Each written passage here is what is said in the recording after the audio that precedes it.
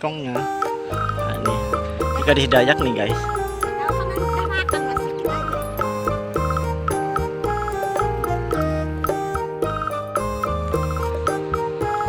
Halo nih guys, ya ini cewek Dayak nih guys, gadis Dayak nih, anak-anak Dayak nih guys. Ini katanya Dayaknya panen daun bandung ya. Ini daun bandung di Dayak gini ya guys. Kalau ke tempat kamu atau tempat kalian itu daun bandungnya kayak apa? Daun ubi atau daun singkongnya? Nah, ini gadis Dayak nih guys.